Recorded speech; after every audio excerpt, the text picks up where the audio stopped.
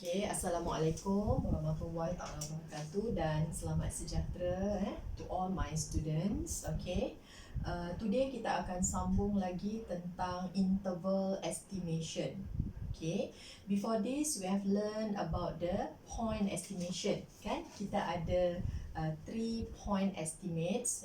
Yang pertama ialah the unbiased estimate for the population mean, which is the sample mean, and then kita ada unbiased estimate for population variance, which is the n per n tolak 1 sample variance, and then we also have the unbiased estimate for population proportion, which is the sample proportion itself. Okay, tentang point estimate ini, kita sebenarnya tak tahu berapa jauh di antara point estimate dengan the true value of the population parameter. Okay, we have no idea about how far it is from the actual population parameter. Okay, jadi dalam interval estimate ini kita akan menganggarkan berapa jauh, berapa jarak, ataupun kita nak tunjukkan satu interval yang mengandungi population parameter. Okay, so ini yang dipanggil sebagai interval estimation. Okay, jadi pelajar boleh rujuk kepada helaian pembetulan yang cikgu bagi dalam GC tu. Okay. Another technique to estimate a population parameter theta is to construct a confidence interval AB around the point estimate and specify that the confidence interval AB contains theta with a certain probability called the confidence level. Okay, so itu maksud untuk confidence interval. So, an interval is constructed so that it has a certain probability of enclosing the unknown population parameter. For example, a 95% confidence interval for a parameter has the probability of 0.95 of enclosing the true value of the parameter. Okay, selanjutnya cikgu akan terangkan lebih lanjut apakah dia confidence interval ni dan macam mana kita nak bina dia. Okay, let us look at the confidence interval for population mean. Okay, yang come daripada normal population with known variance. Maknanya variance-nya diketahui, ini akan diberi dalam soalan. Okay, sekarang cerita tentang confidence interval ni macam ni lah ya. Okay, jadi sekarang kita akan mengambil satu random sample yang bersaiz n daripada satu normal population. Maksudnya asalnya yang ini adalah normal population with mean mu and then known variance sigma squared. Sigma squared-nya diketahui lah ada nilainya. Okay, jadi bila kita ambil sampel daripada satu normal population, maknanya kita akan ada sample mean akan normally distributed also. Dekat sini ialah mu dan sigma squared over n. Okay. Kemudian bila kita nak standardize this x bar, so it becomes z. Okay, so samalah dengan x bar tolak mu, okay, bahagi dengan set sigma squared bahagi n. So this is the standardization process only. So dia akan tertabur secara normal 01 lah. Okay.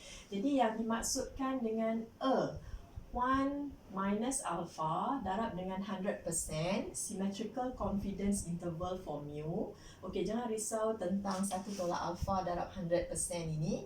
Yang ini cuma satu nilai je. Dia akan jadi satu nombor. Kalau selepas ni mungkin kita akan ada 90%, 90% ataupun 95% ataupun 99% symmetrical confidence interval for mu is an interval AB.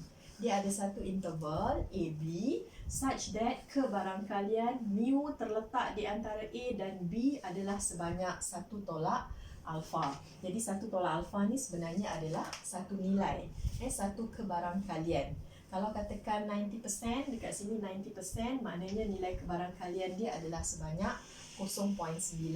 Kalau katakan dekat sini 95%, so kebarangkalian mu terletak di antara A dan B itu adalah sebanyak 0.95. Okey, kita tengok macam mana kita dapat cari nilai AB, the confidence interval tu. Okey. Jadi asalnya daripada sinilah, supaya kamu ada, orang kata, ada idea lah dari mana datangnya formula confidence interval. Okey, sekarang kita nak kebarangkalian mu yang terletak antara A dan B adalah sebanyak 1 tolak alfa. Okey, 1 tolak alfa ini sebenarnya ialah jumlah luas di bawah graf. Untuk normal graf, graf taburan normal ini, so dia akan berada di sini. 1 tolak alfa. So sini ialah AB lah, dengan keluasan 1 tolak alfa. So kalau kat tengah-tengah ni adalah 1 tolak alfa, jadi maksudnya dua kawasan kecil di sini consist of alfa lah, dia punya area under the curve, ataupun dia punya probability. So bila kita dah bahagi dua luas yang sama, jadi luas kat sini adalah alfa per 2, manakala di sana pun adalah alfa per 2. Sigma, alfa per 2. Alfa per 2. Jadi bila kita nak mencari nilai-nilai A dengan B menggunakan standard normal table, so kita akan transfer kepada Z value kat sini dengan nilai luas yang sama. Dekat sini masih lagi 1 tolak alfa, sini adalah alfa per 2, dan dekat sini adalah alfa per 2. Jadi kawasan dekat sini dia adalah Z alpha over 2. Maksudnya dia adalah the lower end area untuk kawasan kecil di sini. Maksudnya dekat sini dia adalah kebarangkalian Z yang lebih kecil daripada Z alpha over 2. Manakala yang dekat sini adalah negatif Z alpha over 2. Jadi kita akan bermula daripada sinilah, daripada takrifan SCI, confidence interval. So kebarangkalian mu terletak antara AB adalah 1 tolak alfa. Kemudian kita buat dalam bentuk Z value. So kebarangkalian ini merupakan 1 tolak alfa. Jadi kita start daripada sini lah. So daripada sini membawa kepada sini. So apakah nilai Z? Z tu adalah X bar tolak mu bahagi sigma over cert N, standardization process ataupun formula. Z ni kita tukarkan begini. Selepas tu, next step ialah kita akan cross multiply sigma over cert N di sini dan di sana. Jadi kita akan dapat beginilah. Setelah kita cross multiply, so kat tengah-tengah ialah X bar tolak mu terletak di antara nilai ini dan juga ini. Dan seterusnya kita akan bawa X bar ini ke sebelah kiri dan juga kanan ketaksamaan. So dekat sini dia akan jadi negatif X bar, tolak, masih tolak nilai ini. Kemudian ini dekat tengah-tengah ialah negatif mu. Kemudian sebelah sana jadi negatif X bar juga tambah nilai di sini, dengan kebarangkalian masih lagi sama dengan 1 tolak alfa. Jadi kita teruskan proses ini. Dekat situ kita ada negatif mu. Negatif mu, but we want to make it positive lah. Jadi cikgu akan darabkan dengan negatif 1 di tengah-tengah, di kiri dan juga di kanan. That's why kat situ kita akan jadi positif X bar and then tambah this value, and then tanda sudah berubah, sebab kita darab dengan negative number, dengan negatif 1 kan. Tanda kita pusing terbalik. Ni mu dah hilang tanda negatif, pusing terbalik, so kita ada X bar, jadi positif. Yang kat sini jadi positif juga, yang ini dan sama dengan 1 tolak alfa. Jadi untuk lebih cantik lagi, kita try untuk rearrange lah this inequality becoming like this. So yang ini nampak normal sikit lah kan, kita bawa ke depan, yang ini letak di belakang, right? So maksudnya kita akan ada nilai mu yang terletak di antara nilai ini, X bar tolak Z alpha over 2 sigma over cert N, dan yang ini nilai sebelah sini sama dengan 1 tolak alfa. Jadi sekarang kita bandingkan dengan nilai yang asal tadi, mu terletak antara A dengan B. Jadi sekarang kita telah dapat mencari nilai A dan juga B. So dekat sini A kita adalah ini, ya. So this is my A, okay, while this is my B. Okay, so this is the lower limit while this is the upper limit. Okay, jadi apakah selang AB itu? Selang AB itu sebenarnya adalah yang di sinilah, iaitu apakah A-nya, iaitu X bar tolak Z alpha over 2 sigma over set N, and B will be X bar tambah Z alpha over 2 sigma over set N. Okay, so yang inilah yang dipanggil sebagai symmetrical confidence interval, ataupun ringkasnya SCI. So lepas ni cikgu tulis SCI sahaja. Okay. Kadang-kadang kat depan tu kita akan tulis yang inilah, 1 tolak alpha darab dengan 100%. Okay. This one is just a value lah. Okay. Okay. Jadi dekat sini apakah nilai X bar? X bar sebenarnya adalah satu sampel mean. Okay. Kita akan kira mean daripada sampel. Okay. Lepas itu ini adalah nilai confidence intervalnya. Saya tulis dalam bentuk macam ni saja, wakilkan dua-dua, tambah tolak, benda yang sama. Okay, and then Z alpha over 2 ini nilainya kita akan cari daripada table. Okay. Sigma ini maksudnya adalah standard error ataupun standard deviation of the population mean. Okay. Kemudian yang N tu adalah sample size. Okay. So daripada sini juga kita tahu bahawa the length or width of this interval, okay, maksudnya dalam kes ini kita akan ada macam ni lah, ya. Kalau saya nak lukiskan, okay, katalah saya lukis kat bawah ni, saya akan ada satu interval begini. Okay, dekat sini adalah saya punya X bar. So sebelah sini saya akan ada X bar tolak dengan Z alpha over 2 sigma over set N. Okay, sebelah sini pula saya akan ada X bar tambah Z alpha over 2 sigma over set N. Okay. Jadi kalau kita nak mengira the length or the width of the interval, nak kira lebar interval ini, jadi maksudnya dekat sini kita akan ada jarak, yang sebelah sini jaraknya adalah Z alpha over 2 sigma over set N, manakala yang sebelah sini juga mempunyai jarak yang sama. Okay?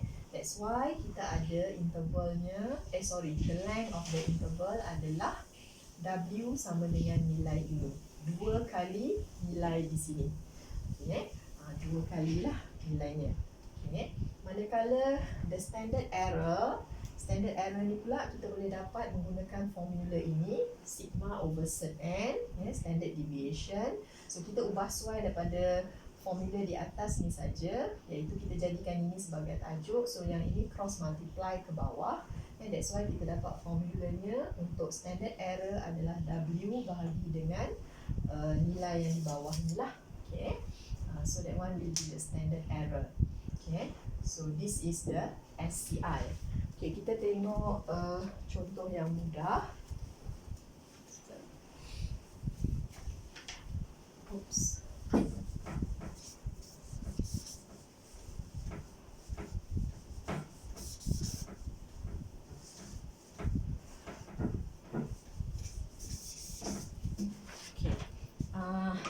Katalah cikgu ambil satu contoh. Okay. To derive a 95% confidence interval for the population mean mu. Okay, maknanya yang kita nak sekarang adalah 95%. Okay, 95% SCI. Okay, symmetrical confidence interval for the population mean mu. Jadi maksudnya dekat sini simple je, kita akan ada luas di bawah graf yang kat tengah-tengah ini, yang ini samalah dengan 0.95. 95% maksudnya sini 0.95. Jadi maksudnya dia sebenarnya macam ni, kalau kita nak compare dengan 1 minus alpha darab dengan 100% tadi. So 1 minus alpha yang cikgu tulis tadi darab dengan 100%. So ini samalah dengan 95%. Okay, persen-persen ni kita cancel. Okay, jadi maksudnya sekarang saya ada 1 tolak alpha ni adalah 95 bahagi 100, which is 0.95. Okay, jadi maksudnya yang 1 minus alpha tadi kat tengah-tengah ni lah, Yang ini adalah 0.95. So ini adalah dia punya kebarangkalian atau jumlah luas bawah graf. Okay. Jadi maknanya dua kawasan kecil di sini, dua kawasan kecil di sini mempunyai luas 0.05. Bila kita dah bahagi dua, so kat sini adalah 0.025, yang kat sini juga adalah 0.025. Ataupun alfa saya adalah ini tolak ini, so 0.05. So alpha over 2 will be divided by 2, 0.025. Okay, 0.025. Jadi maksudnya nanti saya perlu mencari Z alpha over 2 ataupun Z 0.025. So saya nak cari yang lower end area 0.975 daripada table. So kamu boleh tengok standard normal table tu, boleh cari di table yang sebelah bawah ada 0.975, the lower end area, okay, which is 1.96. So tolong check lah 1.96. Maksudnya from table kita akan mencari nilai phi berapa. Ini samalah dengan 0.975. So nilai kat sini ialah 1.96. Okay, so dah dapat yang ini. Maknanya sekarang confidence interval saya adalah nilainya akan jadi, kat sini akan jadi X bar tolak dengan Z alpha over 2 tadi saya dah gantikan dengan 1.96,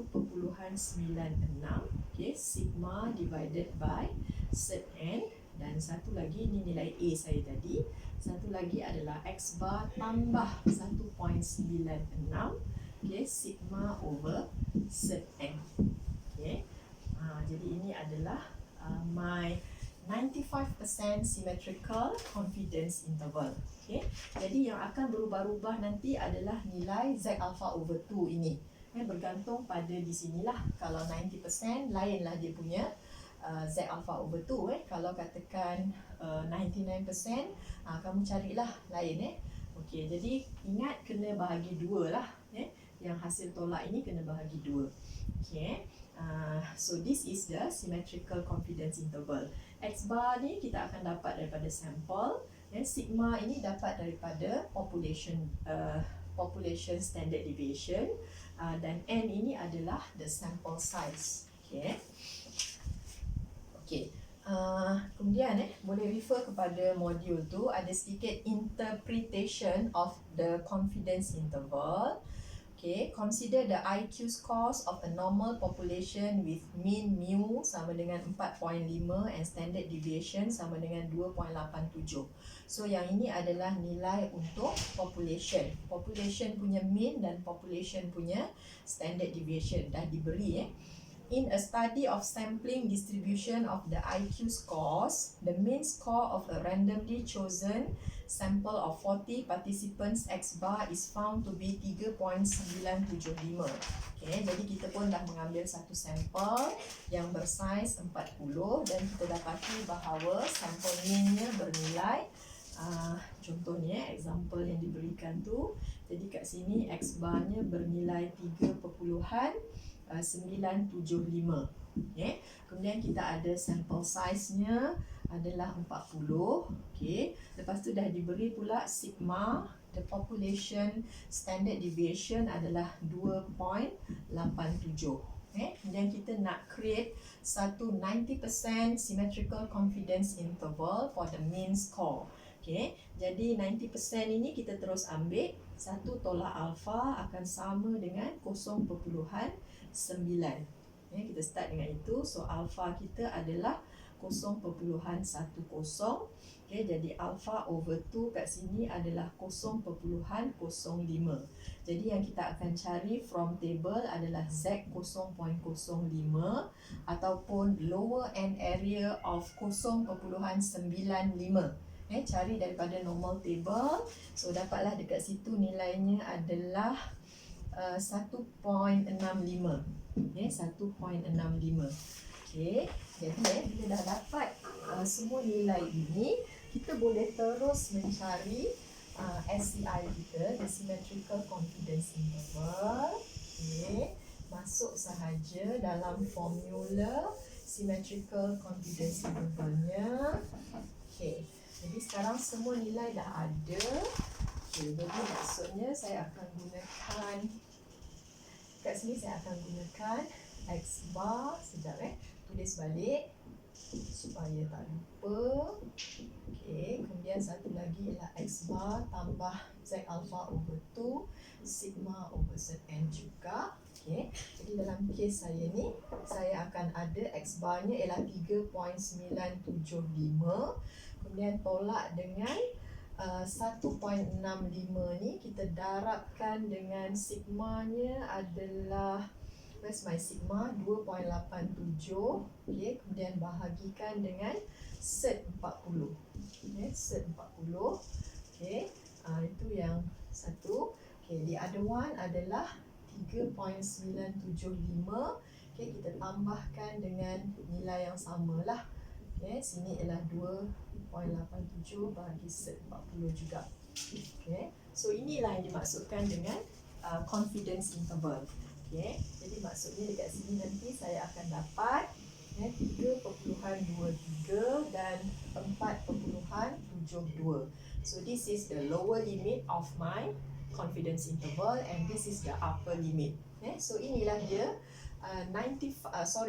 in this case 90%. Tadi dalam soalan tu dia minta 90% symmetrical confidence interval for the population mean mu. Okay, so kita tahu nilai mu kita tadi samalah dengan 4.5 dah diberi dalam soalan. Jadi memanglah 4.5 memang termasuk dalam selang ini, the 90% confidence interval.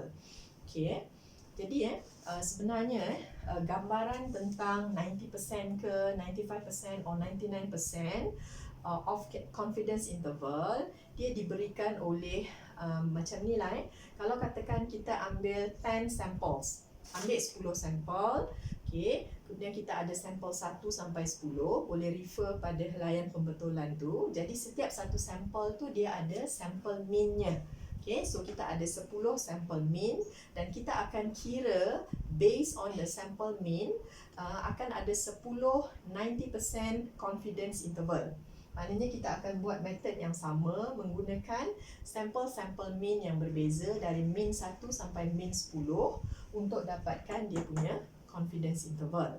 Okay, jadi kalau katakan 90% symmetrical confidence interval, so dia akan jadi begini. Notice that 9 out of the confidence intervals akan contains the mean mu sama dengan 4.5.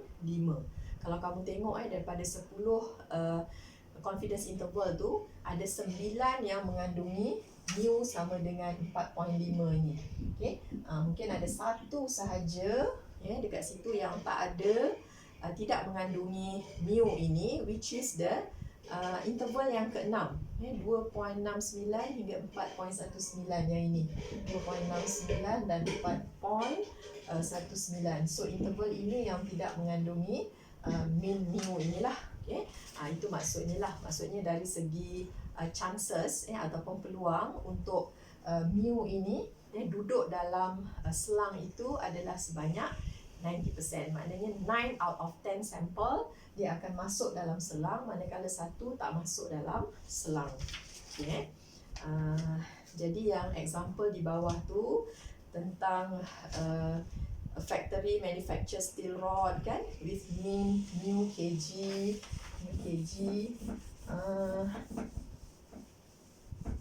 Okay, persoalan dia dan dia dah bagi dah standard deviationnya adalah 15 kg. A random sample of 50 steel rod has the total mass of that one. Okay, saya keluarkan semua maklumat penting di sini. Okay, saya ada standard deviation ini adalah sigma 15 kg dah diberi. Okay, kemudian n saya sama dengan 50. Okay, has the total mass. Summation x nya adalah 2775.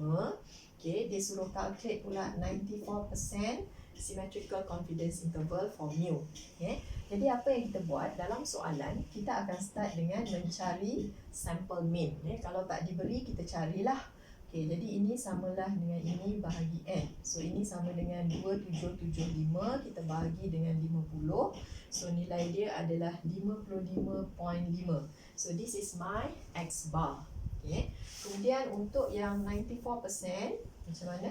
94% ni kita akan start dengan 1 tolak alfa sama dengan 0.94.